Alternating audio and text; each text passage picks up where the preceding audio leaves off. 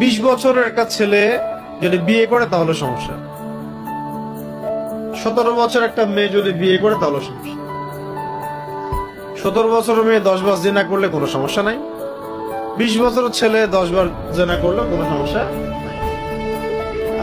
ও যদি স্বেচ্ছায় পতিতালয়ে যায় তাও কোনো সমস্যা নাই। ও যদি বিয়ে করে মহামুসলিম। শুধু শুধু বিয়ে নিয়ে যে জাহালাত আমাদের সমাজে, এটাই দূর হয় নাই। আমরা এখানে চাচ্ছি ইসলামী আইন বাস্তবায়ন করতে, আল্লাহর দিন কায়েম। 20 বছরের একটা ছেলে যদি বিয়ে করে তাহলে সমস্যা, 17 বছর একটা মেয়ে যদি বিয়ে করে তাহলে সমস্যা। 17 বছরের মেয়ে 10 বার জিনা করলে কোনো সমস্যা নাই, 20 বছরের ছেলে 10 বার জিনা করলে কোনো সমস্যা নাই।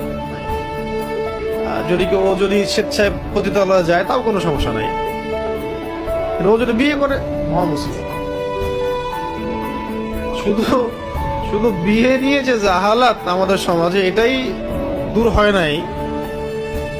আমরা এখানে চাচ্ছি ইসলামী আইন বাস্তবায়ন করতে, আল্লাহর দিন কায়েম।